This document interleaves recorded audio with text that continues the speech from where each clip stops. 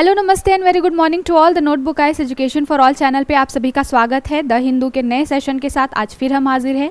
24 मार्च है आज, और आज जो है कुछ बड़े ही इंटरेस्टिंग आर्टिकल्स आए हुए हैं। पहली बार इंडियन हिस्ट्री में ऐसा हुआ है कि किसी स्टेट गवर्नमेंट ने राष्ट्रपति के खिलाफ केस दायर कर दिया हो। तो देखेंगे क्या है पूरा मुद्दा, क्या उसके कॉन्स्टिट्यूशनल एंगल्स हैं। साथ के साथ आज जो 24 मार्च है तो आज वर्ल्ड ट्यूबरकुलोसिस डे यानी कि टीबी दिवस मनाया जा रहा है। तो उससे रिलेटेड एक आर्टिकल आया है उनके दवाओं की शॉर्टेज से रिलेटेड। तो जीएस पेपर 2 और जीएस पेपर 3 से रिलेटेड आपके बहुत ही कुछ इंटरेस्टिंग जो आर्टिकल्स है। साथ के साथ एक मैंने अभी होली आ रही है तो आपके आर्ट एंड कल्चर टॉपिक को ध्यान में रखते हुए एक मसान होली जो स्पेशली काशी में मनाई जाती है बनारस के घाट पर, मैंने उसको आज क्या है पीपीटी में शामिल किया है।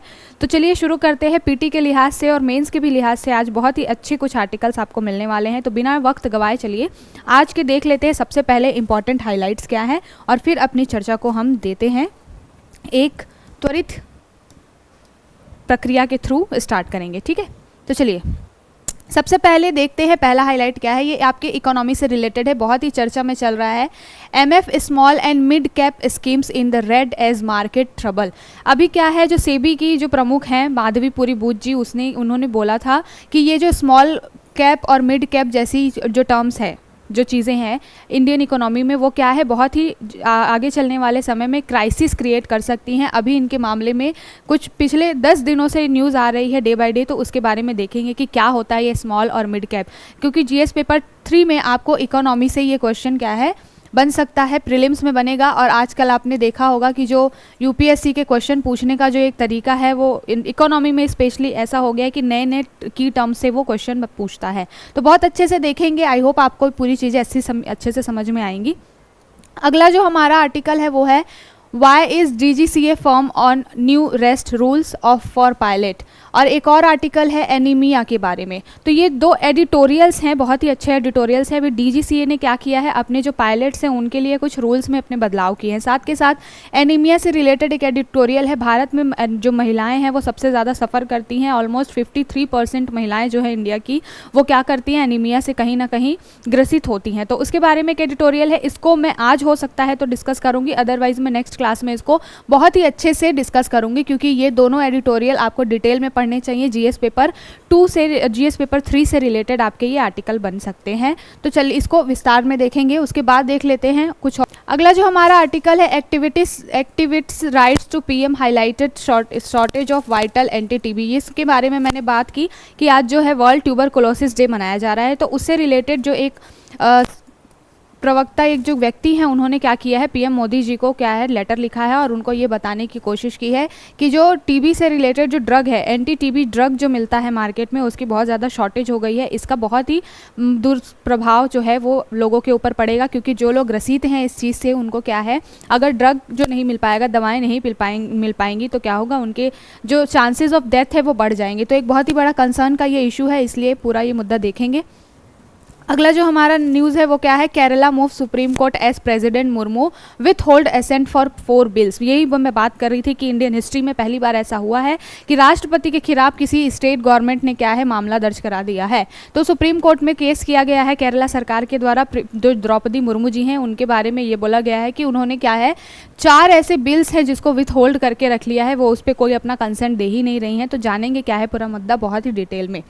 अगला जो हमारा हाईलाइट क्या है, CBI coordinates return of 2 Interpol red notice subjects. देखिए इंटरपोल जो है वो इंटरनेशनल लेवल पे क्या करती है, जो व्यवस्था है वो देखती है कानून से संबंधित, और वैसे ही हमारे यहाँ सीबीआई है वो क्या करती है, जो भी दवाओं की तस्करी होती है, चाहे कोई भी इलीगल काम होता है, वो देखने का, इन्वेस्टिगेट करने का काम करती है। तो जो सीबीआई है और इंटरपोल है हमेशा एक साथ मिलकर के कोऑर्डिनेशन में काम करते हैं। और इंटरपोल क्या है, समय समय पर कुछ नोटिस जारी करती है, जैसे कि रेड नोटिस होता है, येलो नोटिस होता है, जो गुमशुदा लोग होते हैं उनके लिए येलो नोटिस होता है, ऑरेंज नोटिस, ऐसे बहुत सारे जो इंटरपोल नोटिस जारी करता है। अभी फिलहाल क्या इशू हुआ है कि इंटरपोल ने रेड नोटिस में 2 लोगों को शामिल किया था, और वो 2 सस्पेक्ट जो है वो एक बेसिकली आतंकवादी हैं, तो उनको अभी सीबीआई ने पकड़ा हुआ है। इसके मामले में सीबीआई ने इंटरपोल से क्या है अभी कोऑर्डिनेट किया है। तो देखेंगे इस पूरे मुद्दे को क्या है, और साथ के साथ हम प्रीलिम्स के लिहाज से बहुत अच्छे से हर टॉपिक पे आपका रिवीजन भी कराते चलेंगे। तो अभी एग्ज़ाम पास आ रहा है, तो हमारा मेन फोकस यही होता है कि हम जो भी न्यूज़ चल रहा है उसको तो हम बताएं ही बताएं, साथ के साथ उससे बैकग्राउंड में रिलेटेड जो भी आपसे प्रीवियस ईयर्स में प्रश्न पूछे गए हैं उसको भी हम क्या करें, रिवाइज कराते चले, सो दैट अगर एग्ज़ाम में क्वेश्चन आए तो आपका कहीं से भी छूटे नहीं कोई भी क्वेश्चन। अगला जो हमारा टॉपिक है, Trinamool dubs CBI raids of prospective. ये भी जो है वो सीबीआई से रिलेटेड ही कुछ मामला है, जो महुआ मोइत्रा जी थी उनसे रिलेटेड कुछ मामला है, जो तमिलनाडु की तृणमूल कांग्रेस और केंद्र सरकार के बीच में टसल वाली चीज़ है। तो पॉलिटिकल इशू है, लेकिन यहाँ पर सीबीआई है, तो इसलिए मैंने क्या किया है, इन दोनों आर्टिकल को मर्ज करके सीबीआई के बारे में थोड़ी सी हिस्ट्री जो है वो पीपीटी में ऐड कर दी है। तो यहाँ से आपको एक बहुत अच्छा फैक्ट तैयार हो जाएगा एग्जाम के लिए। अब ये जो इंटरनेशनल न्यूज़ है कि 133 किल्ड इन मॉस्को कॉन्सर्ट। देखिए मॉस्को में रशिया में क्या हुआ है, एक कॉन्सर्ट हॉल में बमबारी हो गई है और आतंकवादी हमला हुआ, जिसकी वजह से लोग लगभग 133 लोगों की जानें चली गई वहाँ पर। 6000 लोगों का कुछ वहाँ पे पूरा कॉन्सर्ट हॉल चल रहा था वहाँ, और ये पूरा मुद्दा हुआ है। तो पहली बार ऐसा हुआ है रशिया में किसी इतने बड़े लेवल पर आतंकवादी हमला हुआ हो। तो क्या है पूरा इशू, इसको अच्छे से विस्तार में देखेंगे।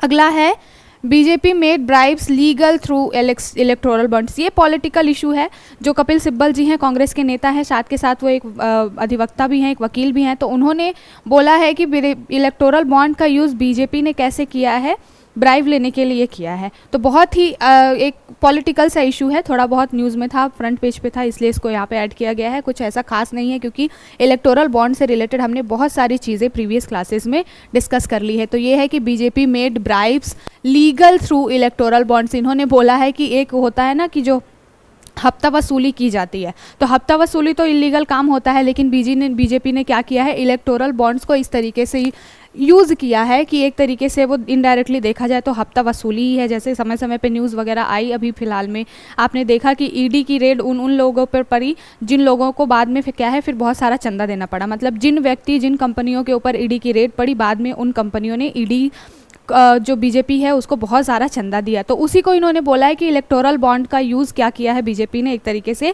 हफ्ता वसूली के रूप में किया है, ब्राइब लेने के लिए उस पूरे ब्राइब वाले सिस्टम को लीगलाइज कर दिया है इलेक्टोरल बॉन्ड के थ्रू। ये तो पॉलिटिकल इशू है, इसलिए इसको थोड़ा सा हमने देख लिया।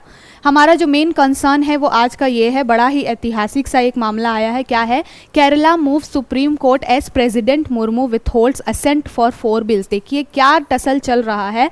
केरला के जो गवर्नर हैं आरिफ खान जी, उन्होंने क्या किया है, लास्ट 1.5 ईयर से, लगभग 1-1.5 साल से केरला गवर्नमेंट ने लगभग 8 बिल जो है वो पास करने के लिए इनके पास भेजा कि भाई गवर्नर साहब आप असेंट दे दीजिए। स्टेट लेजिस्लेशन में यही होता है, जैसे कि सेंटर पे होता है कि जो विधायिका है आपकी लोकसभा या संसद जो है वो कानून पास कर देती है, उसके बाद वो राष्ट्रपति के पास हस्ताक्षर के लिए, असेंट के लिए जाता है। बिल्कुल वैसा ही जो स्टेट गवर्नमेंट में होता है। स्टेट में क्या होता है कि जो मुख्यमंत्री होते हैं वो बिल वगैरह को गवर्नर के पास भेजते हैं और गवर्नर को उस पर अपना असेंट देना होता है, हस्ताक्षर करना होता है, तब जाके वो बिल पास होता है। तो 1-1.5 साल में, पिछले 1-1.5 सालों में लगभग केरला ने 8 बिल ऐसे हैं जिनके ऊपर क्या है, गवर्नर को भेजा, लेकिन गवर्नर ने उसमें असेंट नहीं दिया। और वो सारे बिल उन्होंने कहाँ रेफ़र कर दिए, उन्होंने रेफ़र कर दिए अनुच्छेद 201 का प्रयोग करते हुए राष्ट्रपति के पास। तो क्या है आर्टिकल 200 और आर्टिकल 201, इसको देखेंगे क्योंकि इस पूरे आर्टिकल में इसी के इर्द गिर्द हमारी पूरी चर्चा चलेगी, विस्तार में समझेंगे क्या पूरा मुद्दा है।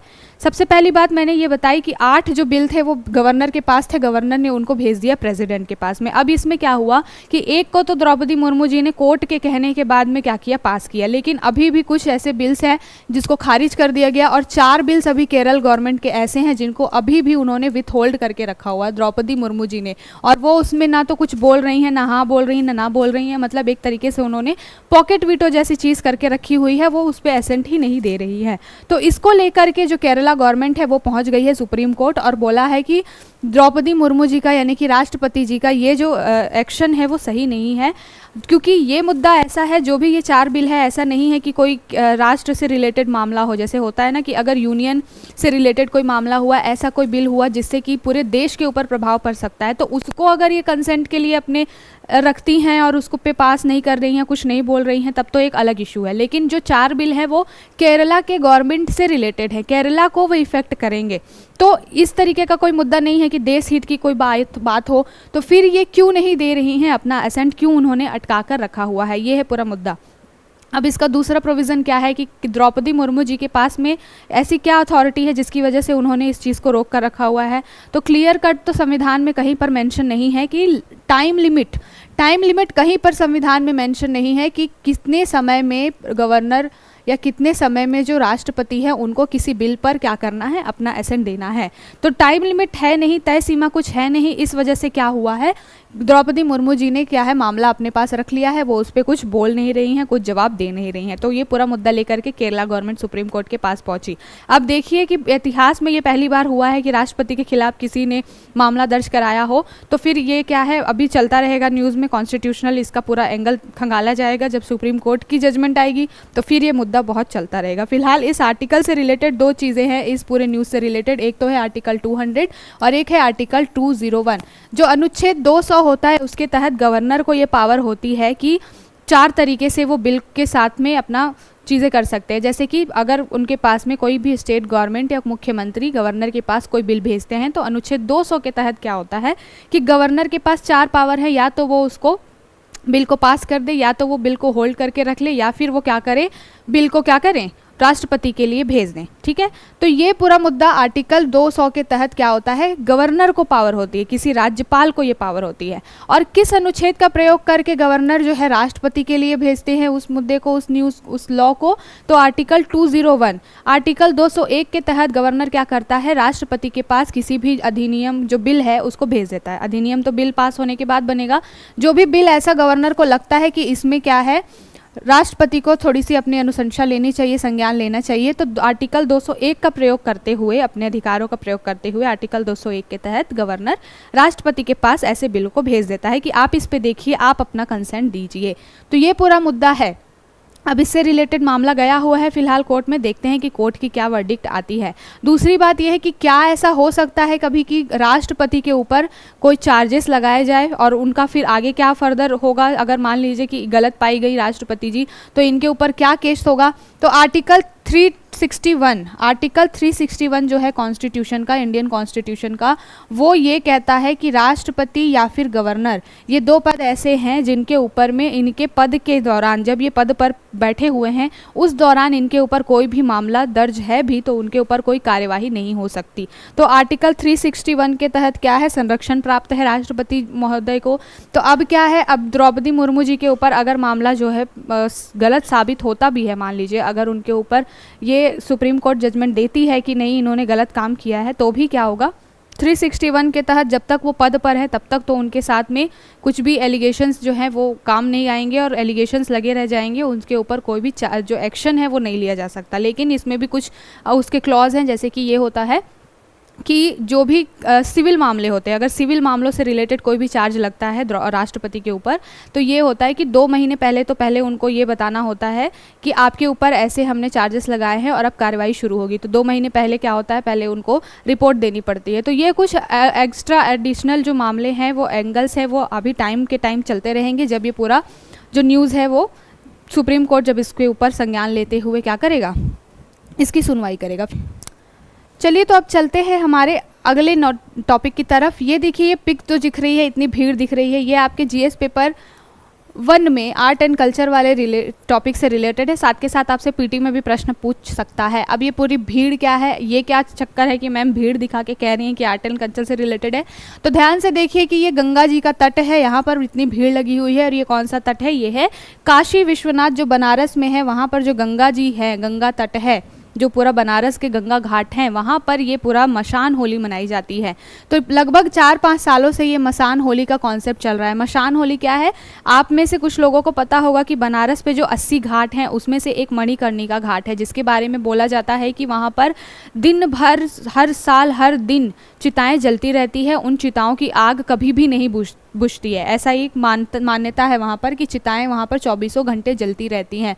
तो उन चिताओं से जो भस्म निकलती है, जो राख निकलती है, उससे ये मसान होली खेली जाती है। तो आपके आर्ट एंड कल्चर वाले जो टॉपिक होते हैं उसमें पूछ लिया जाता है, कभी कभी मैच द फॉलोइंग करके फेस्टिवल्स या कुछ इस तरीके के चीज़ें होती हैं और साथ के साथ उसका स्थान या किस स्टेट में मनाया जाता है ये पूछा जाता है। तो इसलिए मैंने इसको यहाँ पे शामिल किया है। देखिए बहुत ही इंटरेस्टिंग सा एक टॉपिक है और होली आ रही है तो होली से रिलेटेड है, इसलिए हमने इसको शामिल किया है।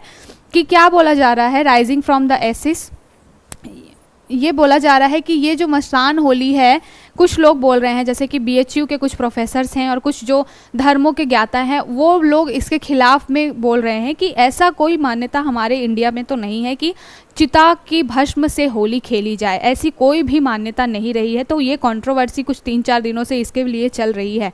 तो यहाँ से आपके लिए क्या है, प्रश्न बन सकता है क्योंकि ये मुद्दा कंट्रोवर्शियल है, साथ के साथ में अब ये आपके धर्म से रिलेटेड चीज़ें हैं तो कई बार ऐसा फेस्टिवल से रिलेटेड चीज़ें आपसे पूछी जाती है। तो मसान होली का इंटरेस्टिंग कॉन्सेप्ट ये है कि जो मणिकर्णिका घाट है बनारस में, वहाँ पर क्या होता है, चिताएँ जलती है और उन चिताओं की जो राख होती है उससे जितने भी अघोरी लोग हैं वो क्या करते हैं, होली खेलते हैं। और इसमें सिर्फ अघोरी नहीं, इसमें आंकड़े में बताया गया है, आंकड़ों के द्वारा, कि बहुत सारे युवा इसमें भाग लेते हैं। तो युवाओं के लिए मुख्य आकर्षण का केंद्र है ये भस्म होली, जिसको मसान होली बोला जाता है। ठीक है, तो इससे रिलेटेड एक माइथोलॉजी में चीज़ें हैं कि भगवान जो शिव हैं वो अपनी पत्नी गौरी माँ के साथ में, यानी कि माँ पार्वती के साथ में यहाँ पर गए हुए थे, काशी के इस तट पर गए हुए थे और उन्होंने उनके साथ होली खेली थी जो रंग एकादशी के दिन में। लेकिन जो उनके गण थे, जो भी भूत पिचाश और बाकी नंदी वगैरह थे, उन्होंने बोला कि हमको आपके साथ होली खेलनी है, माता के साथ तो आपने होली खेल ली। तो उन गणों के लिए होली खेलने के लिए उन गणों के साथ और भूत पिचाश जो भी किन्नर वगैरह जो भी समुदाय हैं जो कि शिव जी को क्या बहुत पूजते हैं, तो उनके साथ शिव जी ने इस घाट पर होली खेली थी। तो ये मान्यता है, उसी को आगे बढ़ाते हुए, इस परंपरा को आगे बढ़ाते हुए ये मसान होली खेली जाती है। तो देखिए मसान होली हर साल रंग भरी एकादशी के दिन में मनाई जाती है और इसको क्या बोलते हैं, यहाँ पर मनाई जाती है मणिकर्णिका घाट पर। साथ के साथ मणिकर्णिका घाट से ही थोड़ा दूर हट करके हरिश्चंद्र घाट है, तो वहाँ पर ये मनाई जाती है। तो ये क्या है, गुलाल के रूप में इसमें जो राख होती हैं, चिताओं की जो राख होती है उसका प्रयोग किया जाता है। तो इस तरीके का ये पूरा थोड़ा सा इंटरेस्टिंग एक पूरा न्यूज़ था, इसलिए इसको हमने यहाँ पे डिस्कस किया। चलिए अब चलते हैं हमारे अगले टॉपिक की तरफ। अगला टॉपिक बहुत ही इंटरेस्टिंग है और बहुत ही इंपॉर्टेंट है। MF small and mid cap scheme in the red as market tremble. ये GS पेपर 3 में आपको ये पूरा टॉपिक मिलेगा। GS पेपर 3 में इकोनॉमी वाला जो सेक्शन है उससे रिलेटेड है। और अभी जो प्रश्न पूछने का ट्रेंड है UPSC का, तो वो क्या करता है, थोड़े से टफर साइड में जाकर के, टफेस्ट साइड में जाकर के क्वेश्चन पूछ रहा है।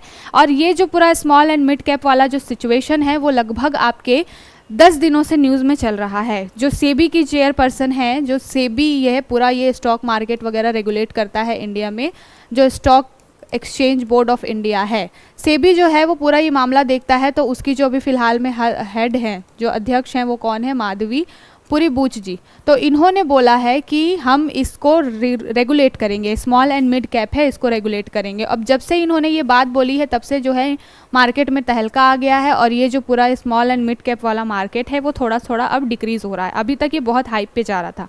तो क्या है पूरा मुद्दा, समझते हैं इसको बहुत ही अच्छे से विस्तार से, क्योंकि इकोनॉमी का टर्म है, कभी कभी चीज़ें समझ में नहीं आती हैं और स्टेटमेंट वाइज आपके क्वेश्चन पीटी में भी बनते हैं, तो फिर वहाँ पर क्वेश्चन गलत होने की संभावना रहती है। देखिए क्या होता है, 2 तरीके की कंपनियाँ होती हैं। पहली बात तो कंपनी कैसी होती है, एक तो होती है लिस्टेड कंपनी और दूसरी होती है अनलिस्टेड कंपनी। ठीक है, लिस्टेड कंपनी का मतलब क्या होता है, जो पहले से ही जिनके शेयर्स वगैरह मार्केट में होते हैं और वो कंपनी क्या है, गवर्नमेंट के कुछ रूल्स एंड रेगुलेशंस के तहत लिस्टेड कंपनी में आती है। और इन लिस्टेड कंपनियों को क्या होता है, मार्केट से पैसा उठाने का क्या होता है, अधिकार होता है, यानी कि वो मार्केट से पैसा उठा सकते हैं, इसका परमिशन होता है इन लिस्टेड कंपनियों को। लेकिन एक दूसरी कंपनियां होती है जो कि अनलिस्टेड होती है। अनलिस्टेड कंपनियां ऐसी कंपनियां होती हैं जो मार्केट से पैसा नहीं उठा सकती हैं, बिना गवर्नमेंट के रेगुलेशंस के थ्रू लिस्टेड हुए वो मार्केट से पैसा नहीं उठा सकती। मार्केट से पैसा उठाने का मतलब क्या है कि जो भी उनके शेयर होल्डर्स हैं उनसे वो पैसा नहीं ले सकती है। तो फिर क्या होता है, इन्हीं अनलिस्टेड कंपनियों के लिए ये स्मॉल एंड मिड कैप वाला कॉन्सेप्ट चलता है। अनलिस्टेड कंपनियां क्या करती हैं कि इनिशियल पब्लिक ऑफरिंग एक टर्म होता है, इनिशियल पब्लिक ऑफरिंग इकोनॉमी का एक टर्म है। इसमें क्या होता है, इसके थ्रू कोई भी अनलिस्टेड कंपनी पहली बार मार्केट में क्या करती है, अपनी को लिस्टेड कराती है और पहली बार वो क्या करती है, शेयर्स के थ्रू मार्केट से पैसा उठाती है। अपने कंपनी में कुछ शेयर्स को बेच करके उस शेयर्स के ऊपर कुछ प्राइस होती है कि एक शेयर की कीमत मान लीजिए 10 रुपये है, तो कंपनी क्या करती है, अपने कंपनीज के कुछ शेयर्स को बेच करके मार्केट से पैसा उठाती है। जब पहली बार ये पूरा प्रोसेस होता है तो उसको इनिशियल पब्लिक ऑफरिंग कहते हैं। ठीक है, पहले ये कंपनियां प्राइवेट होती हैं और जब पब्लिक से यानी कि जो जनता है उससे पैसा लेना होता है तो ये आईपीओ के थ्रू क्या करती हैं, मार्केट में अपने शेयर्स जारी करती हैं और इसको कहते हैं इनिशियल पब्लिक ऑफरिंग। ठीक है, और इसके थ्रू ही कंपनी क्या हो जाती है, लिस्टेड हो जाती है। ठीक, अब दूसरी बात यह है कि कई बार लिस्टेड होती भी है, नहीं भी होती है, लेकिन आईपीओ के थ्रू वो क्या करती है, अपने शेयर्स जारी करके मार्केट से पैसा उठाने के लिए वो कैपेबल हो जाती है। अब ये जो अनलिस्टेड कंपनियां होती हैं इनके साथ ये इशू होता है, या ये कह लीजिए कि जितने भी जो बड़े अमीर जो इन्वेस्टर्स होते हैं वो क्या करते हैं कि इन अनलिस्टेड कंपनियों में क्या करते हैं, अपना पैसा लगाते हैं। अनलिस्टेड कंपनियों में पैसा क्यों लगाते हैं, क्योंकि इनको लगता है कि ये स्टार्टअप्स हैं, ये बहुत तेज़ी से ग्रो करेंगे और जो स्मॉल एंड मिड कैप वाला पूरा कॉन्सेप्ट है ये इन्हीं अनलिस्टेड कंपनियों के साथ चलता है। तो ये एक बहुत ही इंपॉर्टेंट आज के समय में एक तरीके से कंसर्न का इशू हो गया है, क्योंकि ये मार्केट इतना हाइप पे जा रहा है और लोगों को इतनी अवेयरनेस नहीं है। लोग लुभावनवाद की चीज़ों में आ जाते हैं ज़्यादा, वो जब एडवर्टाइजमेंट देते हैं उससे इन्फ्लुएंस हो जाते हैं और सीधा पैसा लगा देते हैं।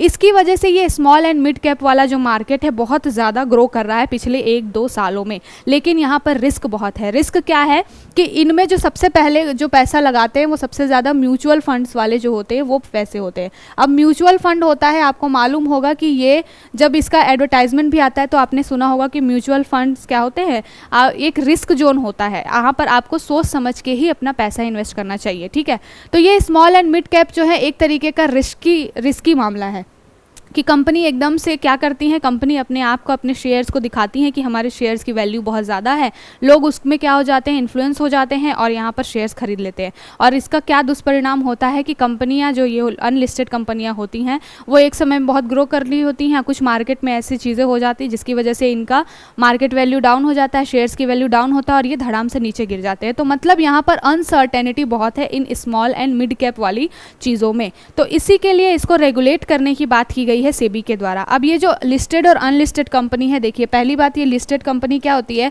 जो बीएसई और एनएसई में लिस्टेड होती हैं, यानी कि बॉम्बे स्टॉक एक्सचेंज और नेशनल स्टॉक एक्सचेंज। ये दोनों क्या है, नेशनल स्टॉक एक्सचेंज में कुछ 50 कंपनियां लिस्टेड हैं और बॉम्बे स्टॉक एक्सचेंज में कुछ 30 कंपनियां लिस्टेड है। तो इसमें क्या होता है, इन 30 कंपनियों को और इन 50 कंपनियों को अपना शेयर्स जारी करने की क्या होती है, अनुमति होती है। लेकिन इनमें जो कंपनियां होती हैं वो बड़ी कंपनियां होती हैं, बड़ी कंपनियां होती हैं उनमें लोगों का विश्वास ज़्यादा होता है और इन कंपनियों में क्या होता है, जो कि रिस्क है वो थोड़ा कम होता है, क्योंकि इन कंपनियों की ग्रोथ एकदम से बढ़ती नहीं है, एकदम से घटती नहीं है, एक स्टेबल वाला मामला चलता है। जैसे कि अडानी, अंबानी, रिलायंस वाली चीज़ हो गई। इन कंपनियों के आप देखेंगे, अडानी की तो पैसे किस्मत ख़राब थी, इस वजह से जो रिपोर्ट आई और उनके शेयर्स एकदम डाउन हो गए। बट आप एक रिलायंस को लेकर के चलिए, रिलायंस क्या है, एक बड़ी कंपनी है, स्टैब्लिश्ड कंपनी है और उसके शेयर्स बहुत ज़्यादा उतार चढ़ाव उसमें नहीं होता। एक अच्छा जो है अमाउंट एक टाइम के बाद में यहाँ पर अगर पैसा लगाया जाए तो आपको मिल सकता है। लेकिन ये स्मॉल एंड मिड कैप में क्या होता है, देखिए आजकल किसी को भी इतना इंतज़ार करने की आदत रह नहीं गई है। लोग सोचते हैं कि बस तुरंत पैसा लगाएं और तुरंत हमको उसका क्या है, बेनिफिट मिल जाए। तो इसीलिए लोग क्या करते हैं, स्मॉल एंड मिड कैप के थ्रू क्या करते हैं, जो अनलिस्टेड कंपनियाँ होती हैं जो अभी अभी ग्रो कर रही हैं उसमें पैसा लगा देती हैं। और ये अनलिस्टेड कंपनियों में जो रेगुलेशन का काम है शेयर्स को लेकर, अभी वो उतने सही से हुआ नहीं है, क्योंकि ये लिस्टेड है नहीं, तो इनके ऊपर रेगुलेशंस भी थोड़ी कम है। साथ के साथ में इनके शेयर्स क्या है, इन्फ्लुएंस करके इनको मार्केट से पैसा उठाना होता है, तो वो क्या करते हैं, कुछ बढ़ा चढ़ा करके अपनी चीज़ों को दिखा देते हैं। जैसे बायजूस वाला केस अभी आपने सुना होगा। बायजूस जब आया तो उसने एकदम से 2-3 सालों में इतनी ज़्यादा क्या करी, तरक्की करी कि वो एक यूनिकॉर्न कंपनी बन गई है ना। और लेकिन अब क्या है, उसकी स्थिति बहुत ही ख़राब हो चुकी है, एकदम धड़ाम से गिरी है वो कंपनी। तो वही एक पूरा कॉन्सेप्ट मैं यहाँ पर लिंक करके आपको समझाने की कोशिश कर रही हूँ कि ये स्मॉल एंड मिड कैप का क्या कॉन्सेप्ट है। तो इसमें रिस्क बहुत ज़्यादा है और जो लोग हैं उनका पैसा डूबने की बहुत चांसेस होते हैं। तो इसलिए जो सेबी ने बोला है कि अब इसको रेगुलेट करना चाहिए, इस पर ध्यान देना चाहिए। और जब से सेबी ने इसको रेगुलेट करने की बात की है तब से इसका मार्केट थोड़ा सा अप डाउन होने लग गया है। तो ये पूरा मुद्दा है। आई होप आपको चीज़ें समझ में आई होगी। इन डिटेल फिर से हम कभी इसको बहुत अच्छे से चर्चा करेंगे। अब चलते हैं अगले टॉपिक की तरफ। Activist right to PM highlights shortage of vital anti TB drug. ये जो एक्टिविस्ट्स है, एक जो कार्यकर्ता हैं, कहना चाहिए एक सामाजिक कार्यकर्ता है, उन्होंने पीएम जी को क्या किया है, बताया है मोदी जी को कि अभी जो एंटी टीबी ड्रग है उसकी मार्केट में बहुत ज़्यादा शॉर्टेज हो गई है। देखिए, इंडिया में हर साल टीबी से लगभग 3 से 3.5 लाख लोगों की डेथ होती है। ये WHO की रिपोर्ट है।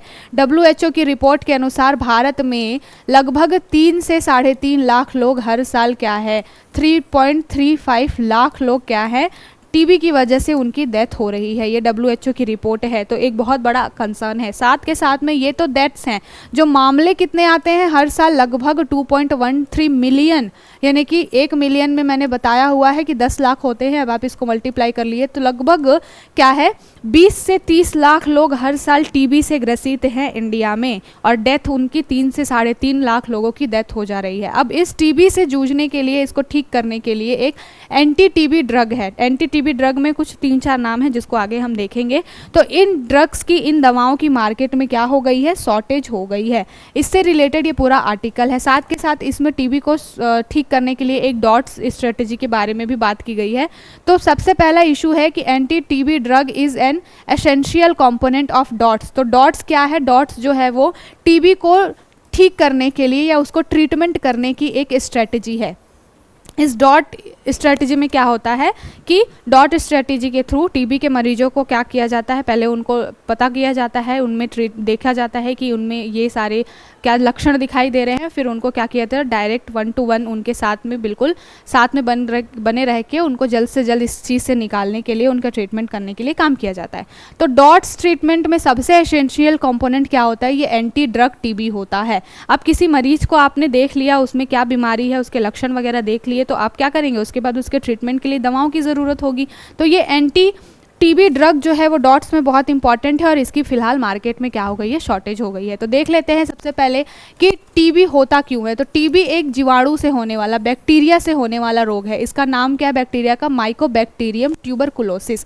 जिस बैक्टीरिया से टीबी होता है, ये आपको साइंस में प्रश्न पूछा जा सकता है। ये पूरा टॉपिक जो है आपके GS पेपर 3 में आपके साइंस से रिलेटेड है, ठीक है। तो मैं यहाँ पर बताते चलूँ आपको कि कौन से पेपर से ये आपको लिंक करना है। दूसरी बात ये कि आपको पूछा जाता है हेल्थ से रिलेटेड, तो कभी बैक्टीरिया का नाम भी पूछ सकता है। तो माइकोबैक्टीरियम ट्यूबरकुलोसिस के द्वारा, इस बैक्टीरिया के द्वारा टीबी होता है। और उसको ठीक करने के लिए जिन एंटी टीबी ड्रग्स का यूज़ किया जाता है उनके नाम क्या क्या हैं, आइसोनियाजिड, रिफेम्पसिन, एथम्ब्लूटोल, पायराजिनमाइड। ये कुछ 3-4 एंटी टीबी ड्रग है जिनका यूज़ फिलहाल में ट्रीट करने के लिए होता है टीबी के मरीजों को, और इसकी क्या हो गई है, कमी हो गई है। ये एसेंशियल है, मतलब ये बहुत ही इंपॉर्टेंट है। इसके बाद जो थोड़े से कम इंपॉर्टेंट दवाएं हैं जिनके थ्रू भी क्या किया जा सकता है, रोकथाम की जा सकती है, उसमें क्या है, फ्लोरोक्विनोल, एमिग्नोलाइकोसाइड। ये सारी जो दवाएं हैं वो इंजेक्शन की योग्य होती हैं, मतलब इंजेक्ट करके आपको दी जाती हैं। तो ये कुछ दवाएं हैं, इनके नाम आप याद कर लीजिएगा। मैं फिर एक बार बोल रही हूँ, ऑप्शंस वगैरह में कहीं आए तो आप एलिमिनेट करके अपने आंसर तक पहुँच सकते हैं। आइसोनियाजिड, रिफेम्पसिन, एथम्ब्लूटोल, पायराजिनमाइड, ये कुछ टीबी से रिलेटेड दवाएँ हैं। साथ के साथ फ्लोरोक्विनोल और एमिग्नोलाइकोसाइड्स। तो ये टीबी से रिलेटेड कुछ एंटी टीबी ड्रग्स हैं जिनकी अभी मार्केट में शॉर्टेज हो गई है। इसी से रिलेटेड हमारा पूरा आर्टिकल था।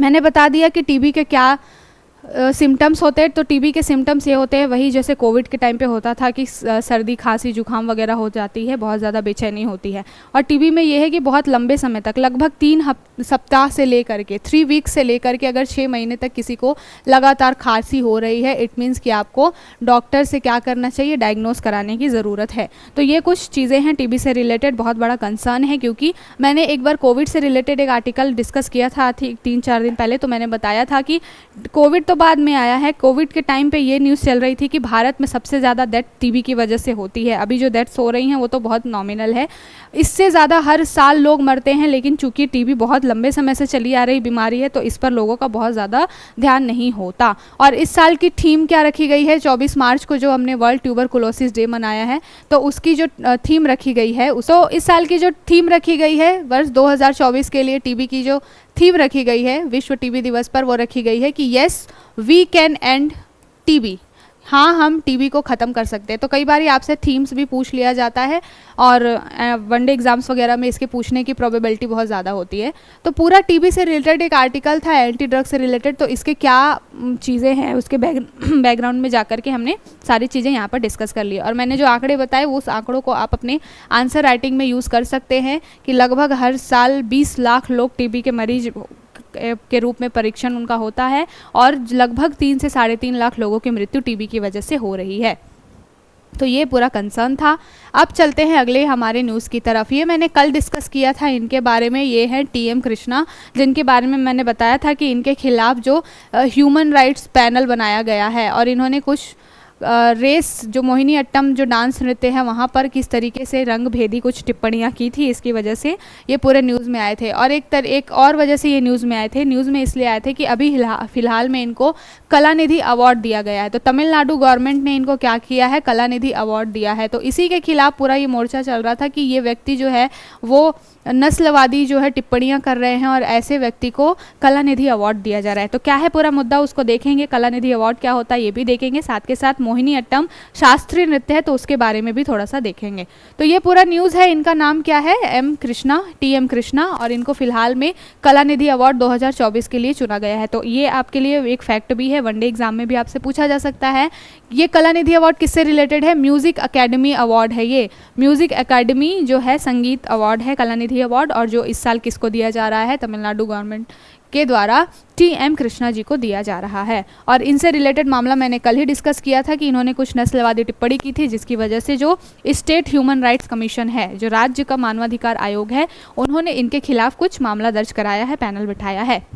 तो सबसे पहले देख लेते हैं कि जिस मोहिनी अट्टम नृत्य के बारे में इन्होंने बात की थी, इन्होंने बोला था कि कुछ गोरी नस्ल के लोगों को इसमें आना चाहिए, सुंदर लोगों को ये प्रदर्शन करना चाहिए वगैरह वगैरह, इस तरीके की कोई उन्होंने इंटरव्यू में कुछ बात कही थी, जिसकी वजह से ये पूरा मुद्दा क्या हुआ, बहुत ही इशू आया था। तो हमारे लिए ये इशू इंपॉर्टेंट नहीं है, हमारे लिए मोहिनी अट्टम इंपॉर्टेंट है। क्यों? क्योंकि ये क्लासिकल डांस में आता है और आपके आर्ट एंड कल्चर में इस तरीके के प्रश्न बनते हैं। आपने देखा होगा प्रीवियस प्रश्न में, प्रीवियस ईयर के क्वेश्चन में, तो आपको इस तरीके के प्रश्न मिल जाएंगे।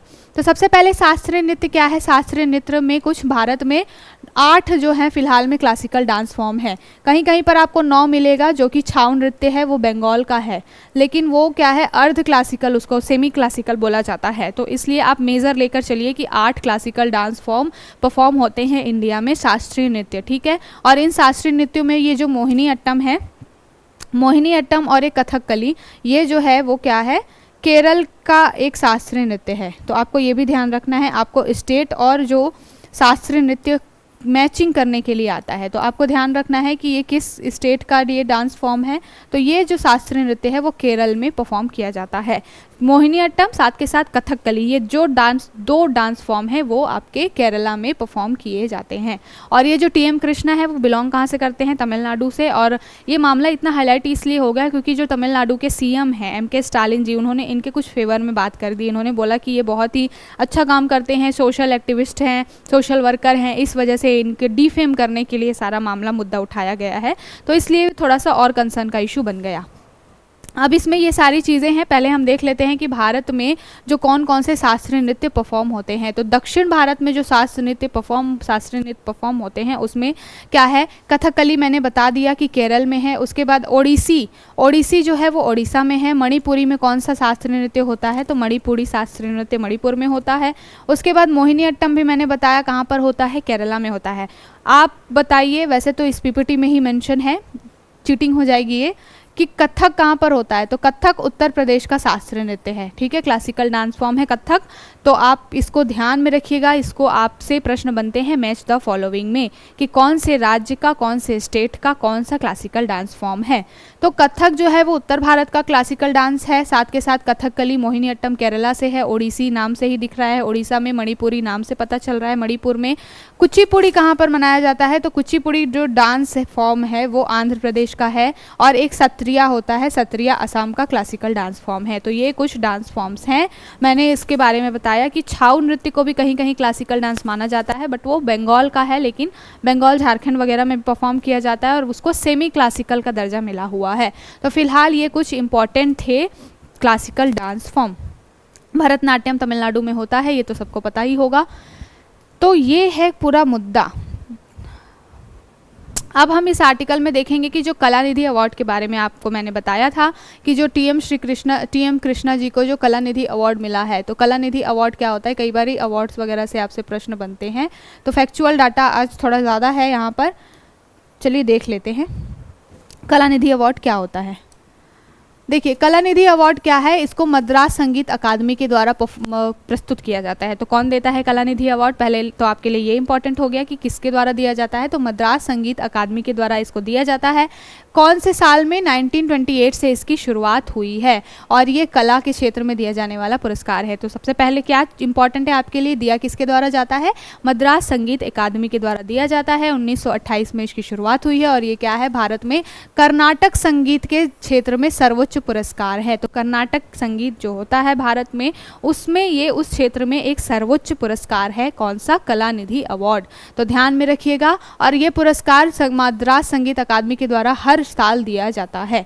तो हर साल किसी प्रतिष्ठित व्यक्ति को जो कला के क्षेत्र में बहुत उत्कृष्ट प्रदर्शन कर रहे हैं, उनको ये दिया जाता है। पुरस्कार में क्या है, 100 ग्राम सोने का पदक दिया जाता है, और नगद राशि लगभग 1 लाख रुपए की नगद राशि इसमें दी जाती है। तो ये हुआ आपके अवार्ड से रिलेटेड कुछ चीज़ें।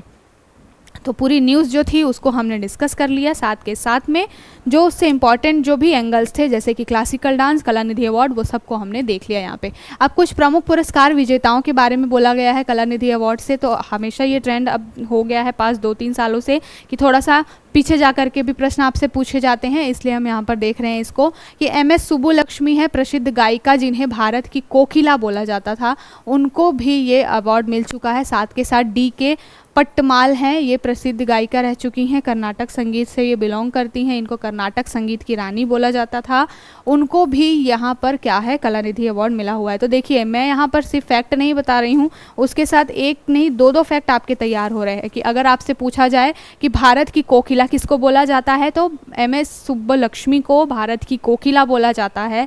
साथ के साथ में कर्नाटक संगीत की रानी किसे बोला जाता है, तो कर्नाटक संगीत की रानी बोला जाता है DK पट्टमाल जी को। और इन दोनों को ही क्या मिल चुका है, आपका कलानिधि अवार्ड मिल चुका है। इसके बाद कुछ अन्य नाम है, जैसे कि GN बालाकृष्णन जी, जो कि एक वायलिन वादक रह चुके हैं। साथ के साथ चेन्नई श्रीनिवासन जी, ये प्रसिद्ध गायक और संगीतकार हैं। RK श्रीकांतन जी, प्रसिद्ध गायक और संगीतकार हैं। तो ये कुछ नाम है जो कि कलानिधि अवार्ड से पहले सम्मानित हो चुके हैं, और फिलहाल इस साल जो है 2024 के लिए TM श्री कृष्णा जी को इसके लिए चुना गया है। तो आई होप अब आपको पूरी चीज़ें समझ में आ गई होंगी, और एक अच्छा सा आपके लिए यहाँ से फैक्चुअल डाटा भी मिल गया। अब चलते हैं हमारे अगले टॉपिक की तरफ। अगला टॉपिक है हमारा क्या, अगला टॉपिक CBI और इंटरपोल से रिलेटेड है।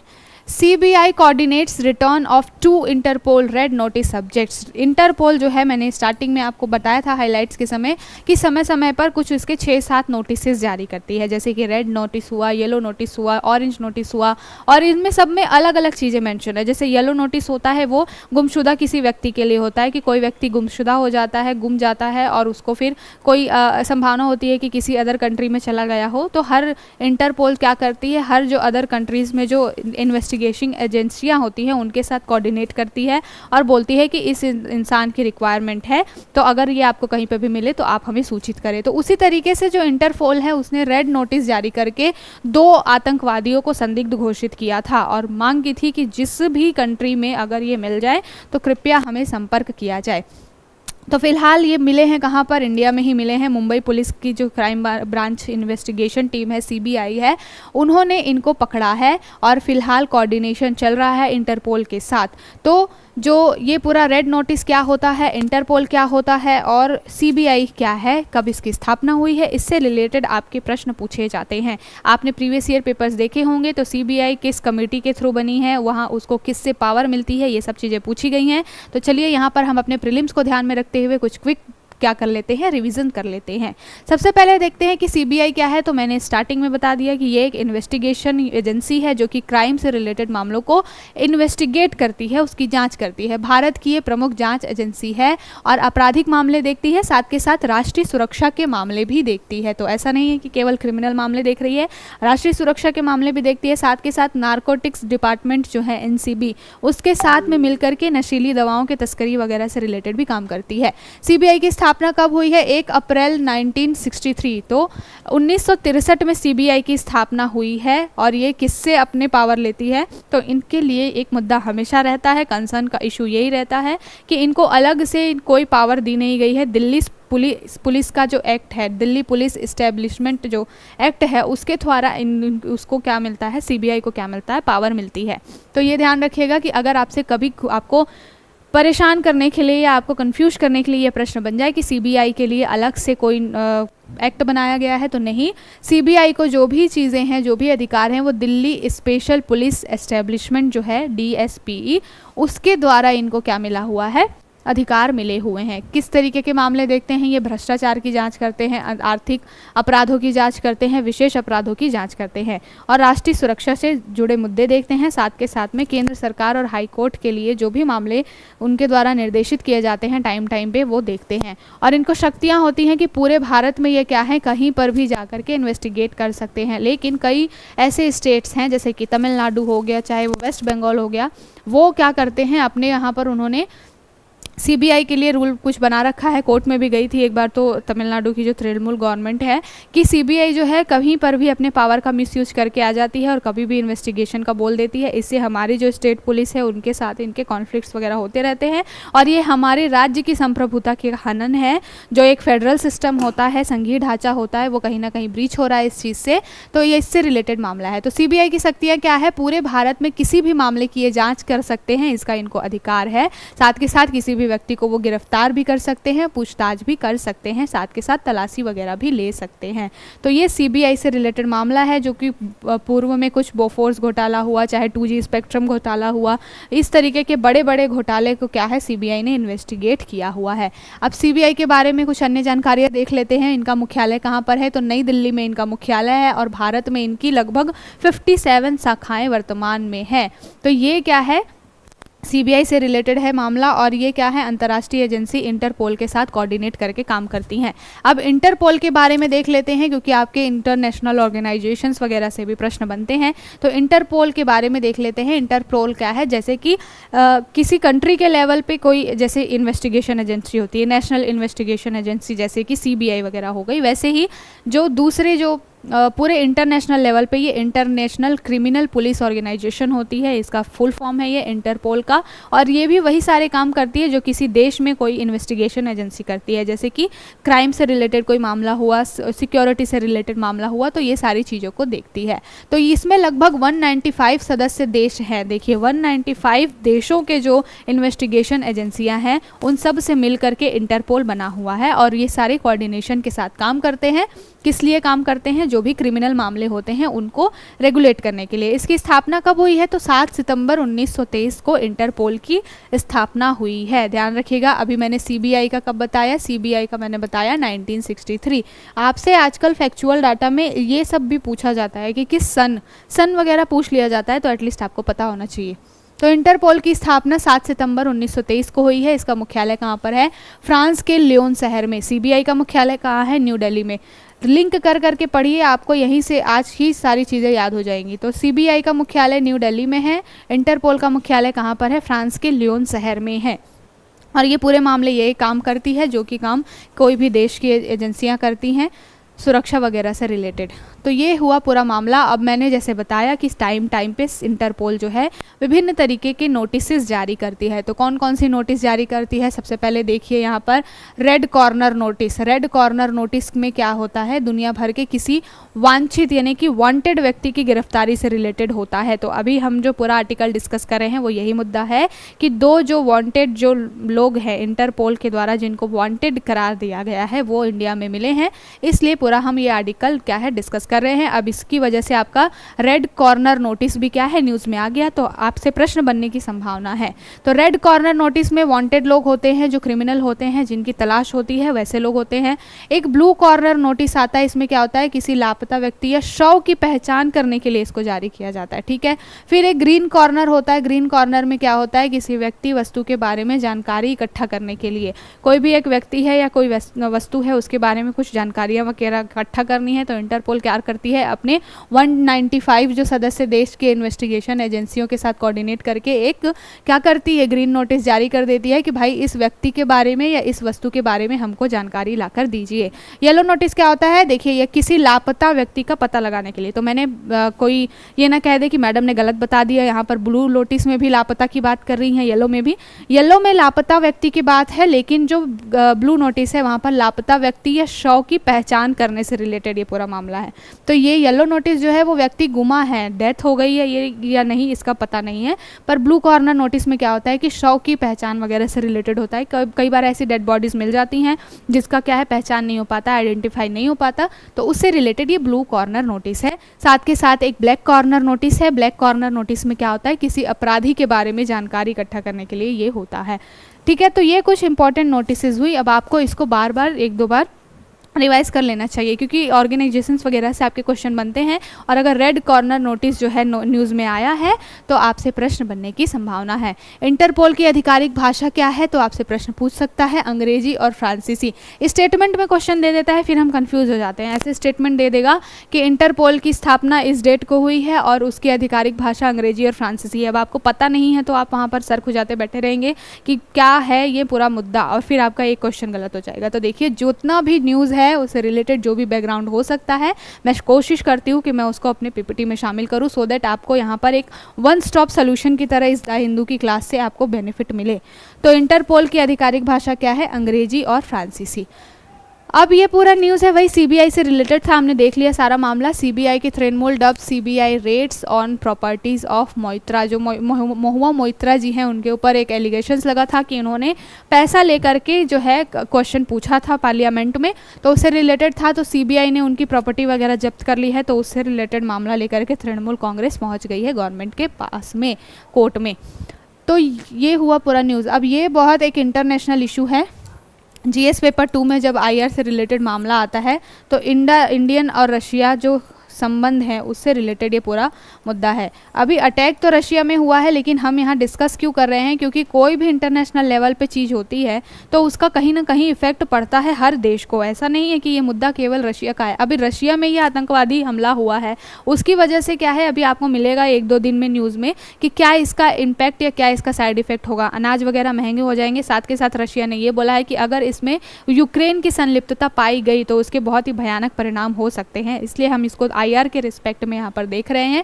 अभी अगर ये न्यूज़ क्योंकि बहुत बड़ा हुआ है, ये दशकों में रशिया में पहली बार ऐसा हुआ है कि इतने बड़े लेवल पे कोई आतंकवादी हमला हुआ हो, और रशिया यूक्रेन का वॉर अभी चल ही रहा है, तो रशिया को तो कहीं ना कहीं ये शक होगा कि इसमें जो भी यूक्रेन का हाथ हो सकता है। तो इससे रिलेटेड ही पूरा मुद्दा है। क्या है पूरा मुद्दा कि रशिया का एक कॉन्सर्ट हॉल था जहाँ पर कॉन्सर्ट वगैरह होता है, वहाँ लगभग 6000 लोगों की कैपेसिटी है और 6000 लोग कॉन्सर्ट करने के लिए इकट्ठा हुए थे।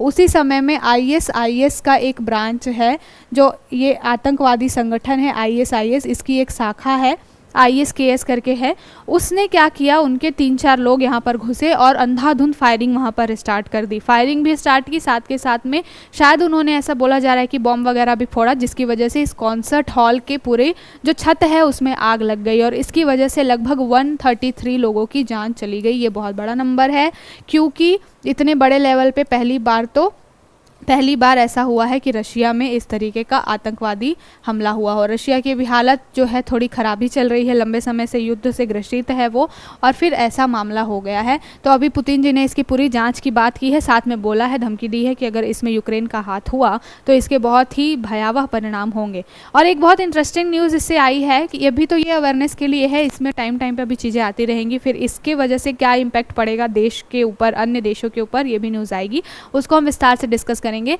पर इसमें एक बहुत इंटरेस्टिंग न्यूज़ आई है कि रशिया के खिलाफ हमेशा अमेरिका रहता है, लेकिन अमेरिका की एक एजेंसी है, उसने पहले ही बता दिया था कि इस महीने के स्टार्टिंग में ही उन्होंने ऐसा दावा किया है कि हमने बताया हुआ था कि रशिया में कहीं पर इस तरीके से बहुत ही बड़े लेवल पे आतंकवादी हमला हो सकता है। तो ये कुछ पूरा मुद्दा है। देखिए यहाँ पर लिखा हुआ है कि US agencies had confirm that the group was, क्या है, पॉसिबल फॉर द अटैक, तो रिस्पॉन्सिबल फॉर अटैक इन्होंने बोला कि आईएसआईएस, और ऐसा नहीं है कि इन्होंने सिर्फ बोला, आईएसआईएस ने खुद बोल भी दिया कि हाँ हमारे जो लोग थे भैया अपना काम वाम करके पहुंच गए, मतलब इस पूरे हमले की जिम्मेदारी आईएसआईएस ने ले ली है। और ये पूरा मुद्दा है रशिया से रिलेटेड। तो थोड़ा जो इंटरनेशनल न्यूज़ है उसको हमने यहाँ पर देख लिया। और जो अंत में यही बात है कि जो भी सब्सक्राइबर्स हैं, जिन्होंने नॉन सब्सक्राइबर्स हैं, जिन्होंने सब्सक्राइब नहीं किया है, तो कृपया हमें सब्सक्राइब करिए हमारे चैनल को, क्योंकि हम बहुत ज़्यादा मेहनत कर रहे हैं आपके लिए। देखिए टाइम को भी रिड्यूस करके हम इतने अर्ली मॉर्निंग आ गए हैं, सुबह सुबह उठ करके सारी चीज़ें रीड करना, फिर यहाँ पर पीपीटी लेके आना एक बहुत ही चैलेंजिंग काम होता है, लेकिन हम मेहनत कर रहे हैं। तो आपसे उम्मीद करेंगे कि आप भी हमारा मनोबल बढ़ाएँ। तो ये थी आज की पूरी न्यूज़। आई होप आपको ये सेशन अच्छा लगा होगा। बहुत ही इंटरेस्टिंग टॉपिक्स है, आपके एग्जाम से रिलेटेड जो भी चीज़ें बन सकती थी, आपकी फैक्चुअल चीज़ें, फैक्चुअल डाटा, मैंने उसको यहाँ पर शामिल करने की कोशिश की है। तो आई होप आपको सभी को इसका आज का सेशन अच्छा लगा होगा। ऐसे ही हमारे साथ बने रहिए। मिलते हैं अब अपने नेक्स्ट सेशन के साथ।